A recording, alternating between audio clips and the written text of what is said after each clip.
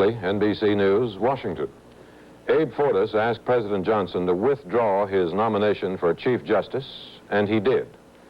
Fortas will remain on the court as Associate Justice, and the court will meet for its fall term next Monday with Earl Warren staying on as Chief Justice. Warren resigned effective when a successor was qualified, and since no successor has been qualified, he will stay.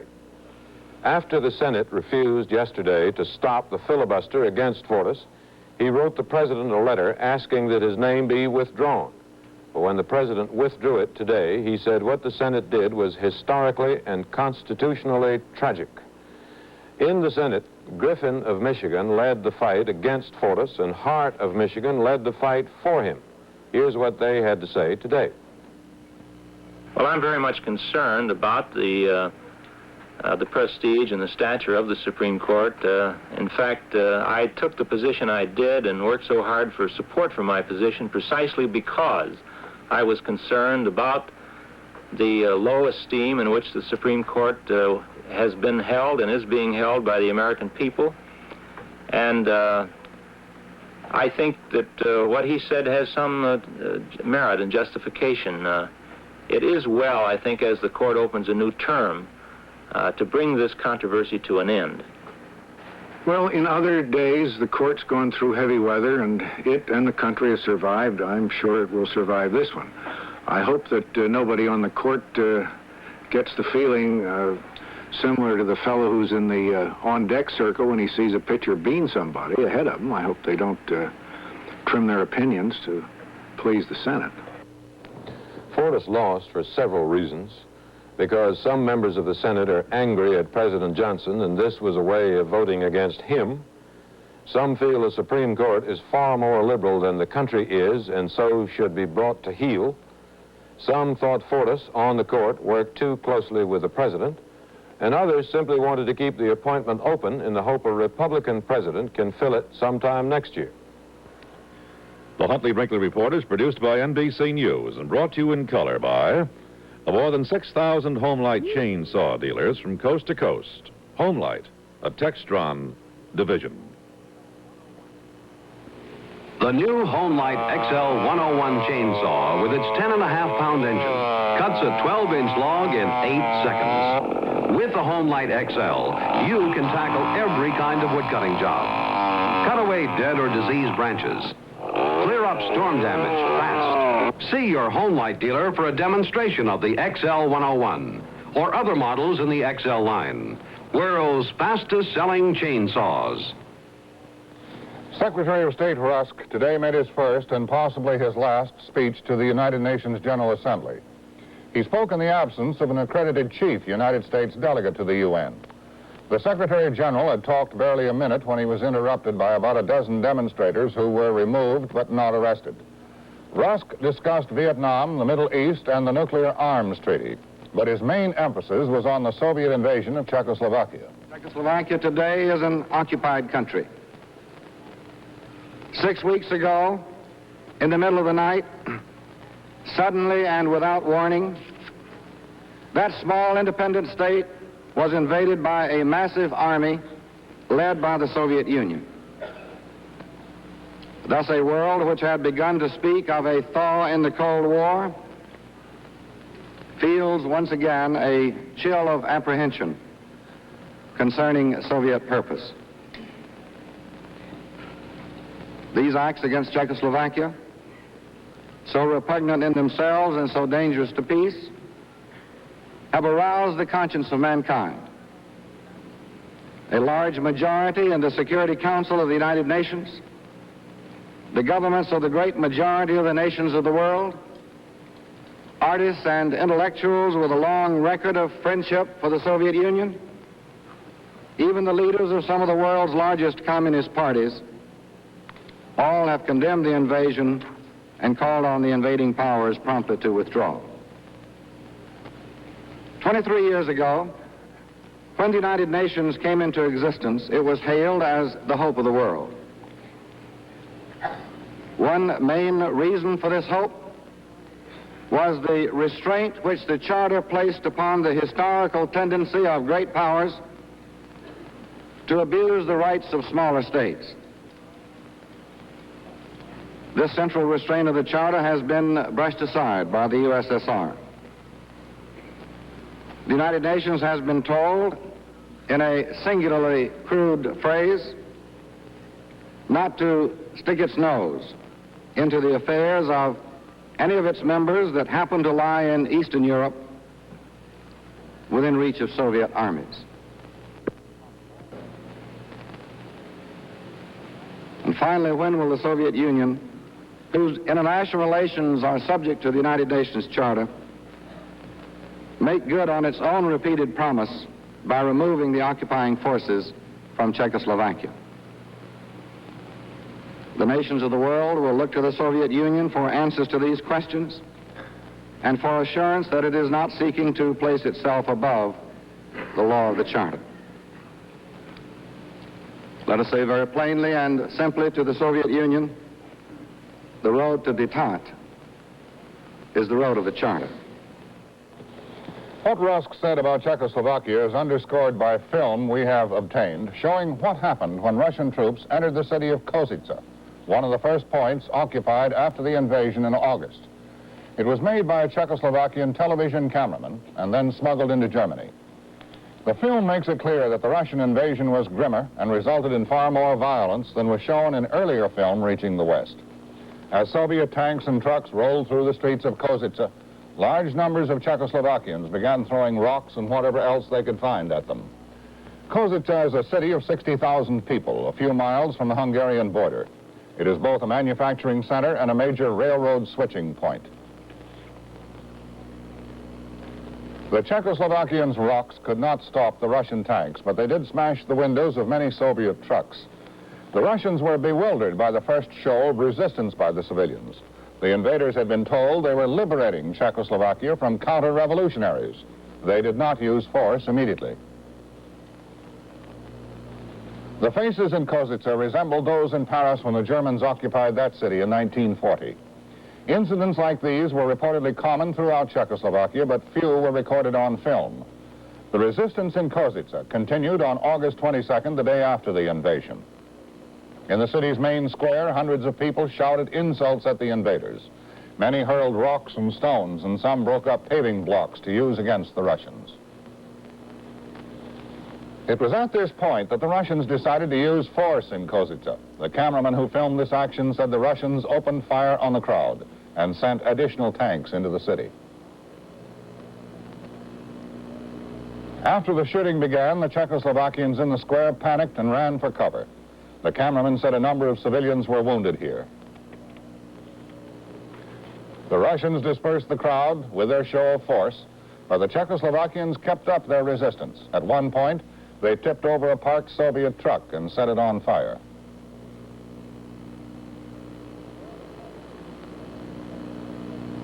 The sporadic fighting between civilians and soldiers continued, and the Czechoslovakians carried away their wounded and dead.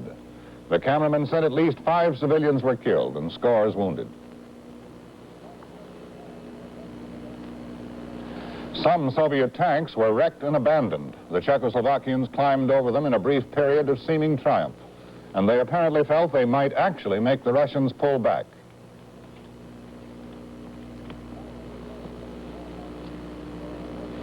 Finally, the film shows more objects being thrown at Russian vehicles late in the day after the invasion. Again, the Russians responded with bullets. The cameraman says the film was developed at once at the Kozice television station and a print was made. He took the print out of the country under his shirt. The original film was burned by technicians a few minutes before the television station was seized by the Russians to keep it from falling into their hands.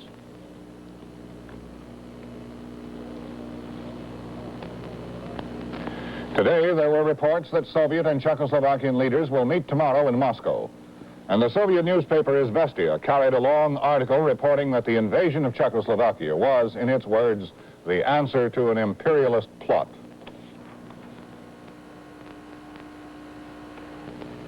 Sure, they use an anti-cavity toothpaste and have regular checkups, but the right toothbrush is just as important. Picopay is recommended by more dentists. Picopay's tapered tufts get toothpaste deep down where cavities often start. Get Picopay for your family. More dentists recommend it. Beautiful woman. Wears dentures. To her, they're her teeth. She'd never soak her dentures. She doesn't have to. She found Denture Cream out cleans a soak. Show you. We soaked that heavy lipstick stain.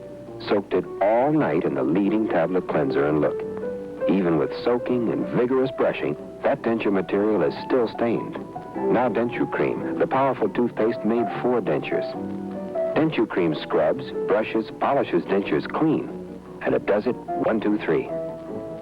See the difference? And Denture Cream leaves your mouth toothpaste fresh. Treat your dentures like teeth. Use Denture Cream. Ambassador Averil Harriman and Xuan Thuy met for the 24th time today in Paris. Harriman charged that North Vietnam plans a massive invasion of the South, and Thuy charged that the United States plans to invade the North. Off North Vietnam, the battleship New Jersey again bombarded targets near the demilitarized zone. One of its spotter planes was shot down, but the two-man crew was rescued. The enemy also shot down 3 helicopters carrying American wounded. Military sources said they were clearly marked with red crosses. The siege of Thong Duc, 30 miles southwest of Da Nang, continues. Here is a report from NBC News correspondent Liz Trotta. For 5 days, the Special Forces camp at Thong Duc was under siege. At least 3 North Vietnamese Army regiments were looking down on the camp that lies in a narrow valley enclosed by mountains. That's a bomb, sir. The camp was surrounded. The 2 villages beneath the camp were held by the enemy.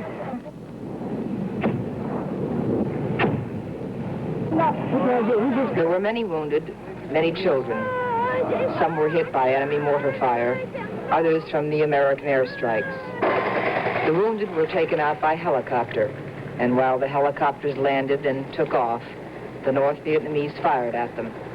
At least 2 were shot down. The bombing went on all day and all night.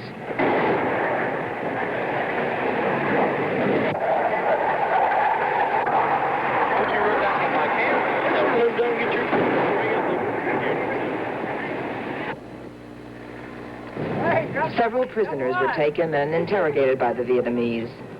Much of the information obtained confirmed what the Special Forces already knew. The enemy was under orders to destroy the camp and take it over. This Special Forces camp, like the 8 others along the Laotian border, is officially here to harass enemy infiltration routes. But unofficially, the mission is different.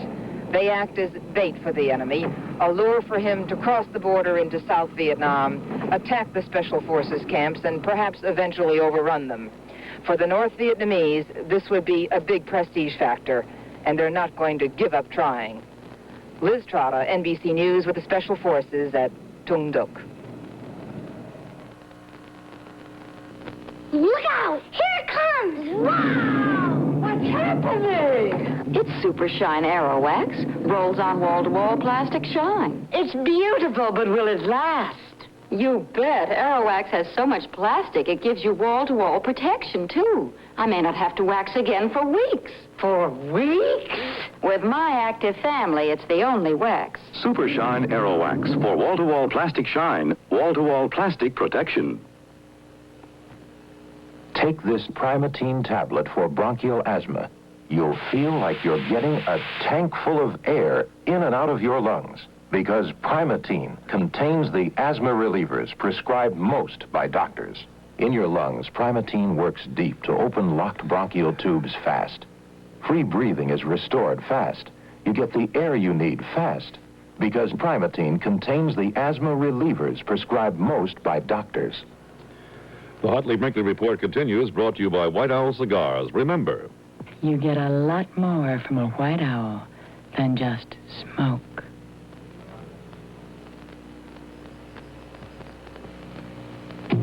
Life's more interesting when there's a White Owl around. Like the handsome White Owl New Yorker. Get to know the deep pleasure of the New Yorker, the cigar that makes life more interesting.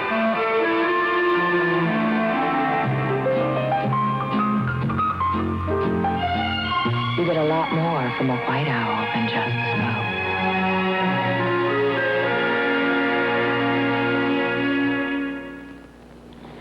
Richard Nixon today went to colonial Williamsburg, Virginia. He told students at William and Mary College that a new spirit of '76 is needed in America to help restore personal freedom, or what he called room to turn around in life.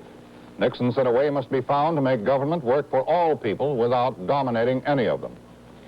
Hubert Humphrey in Jacksonville, Florida, complained about the George Wallace campaign. He called it a strategy of hate, deliberately bringing this nation to the brink of civil disorder. Shouting and scuffling between Negroes and Wallace sympathizers in Humphrey's audience interrupted his speech. Wallace ran into hecklers, too, in Ohio. NBC News correspondent Fred Briggs reports. Wallace made 2 appearances in Northeast Ohio today in a strong appeal to the blue-collar vote. His largest turnout, about 6,000 people, came in Canton, an industrial city of more than 100,000. It was one of the biggest crowds Wallace has drawn in Ohio, and if the speech he gave was the standard one, no one here seemed to mind.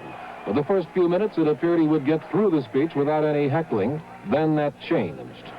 One of the first things I'm going to ask the American Congress to do is to repeal this law that puts you in jail without a trial by jury about the sale of your own property on the federal level, and I know you'll follow that.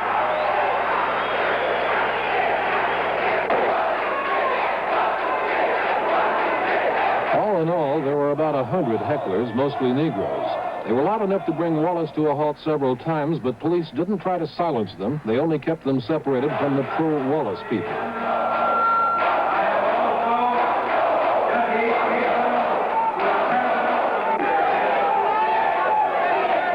Eventually, the demonstrators quieted enough for Wallace to get to the category his audiences like best, law and order. Understand what's going on in the country, but it's a sad day in our country. It's a sad day in our country when the working man cannot walk to work in safety. Now, his wife rides the transit system or go to the supermarket.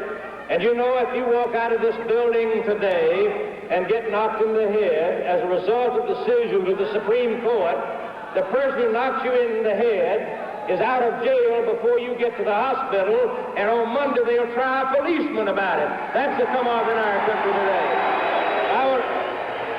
By then, the hecklers had spent themselves or become tired of heckling, and they began filing into the aisles, walking out.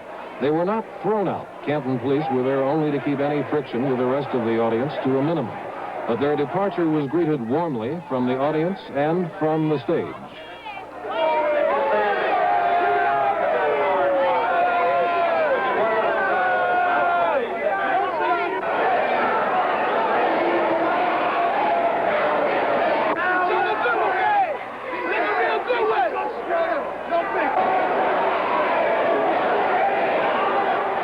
Fred Briggs, NBC News, reporting.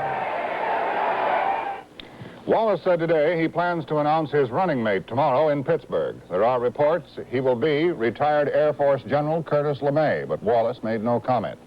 NBC News will carry the announcement live on television and radio at 10 a.m. Eastern Time. Senator Muskie campaigned today in Chicago and said the Republicans have taken no stand on a Vietnam bombing halt. In Chicago last night, Governor Agnew said Vice President Humphrey had seriously undercut the Paris peace talks with his statement on the bombing. David? Patrick Cardinal O'Boyle, the Bishop of Washington, Roman Catholic, said yesterday he was punishing 39 priests because they differed with the Pope's statement on birth control. Some were relieved of all their duties in order to leave their homes. Today, the priests held a press conference to give their views, and their spokesman was the Reverend John E. Corrigan. Cardinal O'Boyle has consistently interpreted our affirmation of the traditional Catholic doctrine on conscience as such an attack on the Church's teaching. We do not so interpret it. Therefore, last night at our meeting as a group, the men who are here voted to come here and to give witness by their presence today that they affirm the right that they have as Christians and as priests always to speak the authentic Catholic teaching on conscience. And Cardinal O'Boyle cannot, in all fairness, penalize a person for continuing to speak what is the authentic Catholic teaching. Frankly, after receiving a letter yesterday announcing that I can say no public mass, that I cannot teach or preach or hear confessions, and that I must leave the rectory in 3 days, I hardly can understand how I could be penalized in any other way that would be much more severe than that. If the Cardinal has another penalty that he wants to give, I'm perfectly willing to accept it. If that means defrocking, then I stand here as completely willing to be defrocked if this is his judgment. We only hope very earnestly that the judgment of the whole church may be brought to Washington, and that with that clear recognition, it is quite possible that the overwhelming support that we might hope to receive from both bishops and laity throughout the United States will enable Cardinal O'Boyle to see that he has made a very serious error in judgment about the penalties that he has inflicted, and that he will lift them. He further said the Cardinal was guilty of an arbitrary, unjust, and scandalous misuse of his authority, and he suggested that the Cardinal, who is 72, ought to retire.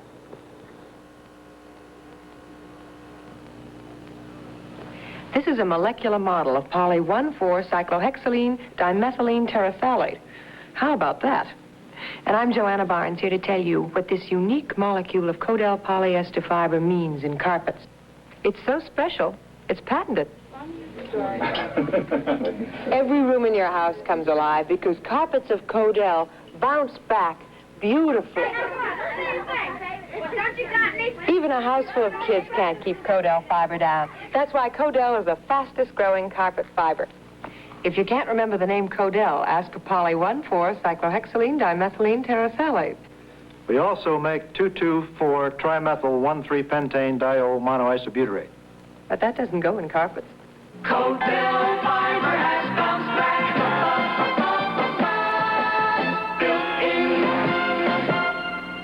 Count on Codel, a member of the Eastman Kodak family.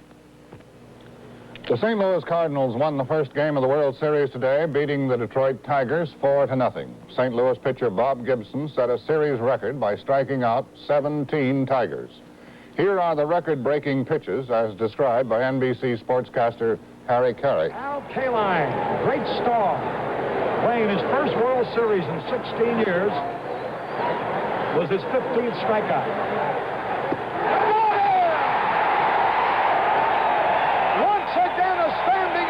A new World Series record.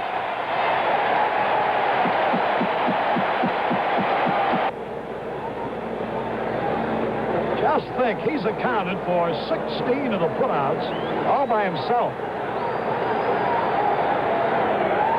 He got it! Struck him out! Look at the scene on the field. McCarver, the first one. Now his infielders all over him. A new world's record of 17 strikeouts in one game. Tony Kubek, I know, will be talking to him. The St. Louis Cardinals have won the first game of the World Series 4-0. 4 runs. Israeli soldiers fought a group of Arab guerrillas 7 miles north of Jericho today. A spokesman in Tel Aviv said 7 Arabs were killed and 1 Israeli wounded. Marcel Duchamp, the French surrealist painter, sometimes called the father of pop art, died today in Paris at the age of 81. A photographer for Time and Life magazines, Priya Ramraka, was killed today while filming a military action in Biafra. He was caught in a crossfire. 75,000 striking longshoremen on the eastern Gulf coasts were ordered to return to work tomorrow by a federal judge who is expected to issue an 80-day injunction against a walkout under terms of the Taft-Hartley law. At Cape Kennedy, fueling of the Apollo 7 spacecraft began today after a delay caused by a faulty meter connection. Mrs. Sheila Ann Thorns of Birmingham, England, who had been taking fertility pills, gave birth today to sextuplets, 4 girls and 2 boys. One of the girls died shortly after birth. The children, Mrs. Thorne's first in 10 years of marriage, were delivered by cesarean section. David? Wherever the Democratic candidates travel, the Republicans send along behind them a so-called truth squad. The idea is that if the Democrats, in their speeches, shade the truth or fog it up a little, then the Republican truth squad members fly in immediately behind them and tell the truth, or at least tell the truth as they see it. In Knoxville, Tennessee, the Republican truth squad, following Hubert Humphrey, got there a little before he did, and when he arrived at the airport, he went over and shook their hands, and they all had a nice, friendly little confab.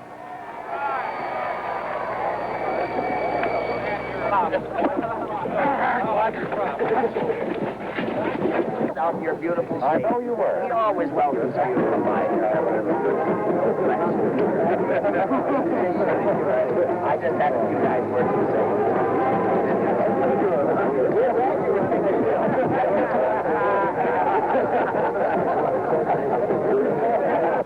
My gosh, I've got to see. Hello, Hugh.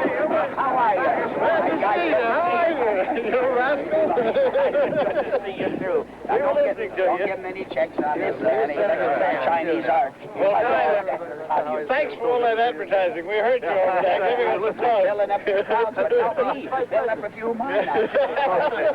Did you just come back? We just came in from Washington on that boat, yeah. Not close at all, was it? No, it wasn't too close. About 40 shy. What did Mike say all over? No, he didn't. Mike said he reserved the right to bring it up and say whether he would or not. Wait 2 or 3 days. So you wait 2 or 3 days and meanwhile put on the defense bill. Make a couple of speeches for me, fella. Just kind of even it up, you know. Nice of you to come over. Goodbye. You just gave me this jacket. How do you like it? It made you very beautiful. Yeah. Enjoy your Goodbye now. Goodbye, Hugh. Wonderful to see you. Goodbye, Senator. Goodbye, Senator. Really nice to see you. Thanks. Actually, they're all pretty good friends, though the existence of the truth squad does imply the Republicans think Humphrey might be lying. And perhaps none of them recalled Aristotle's remark, Plato is dear to me, but dearer still is the truth. Good night, Chet.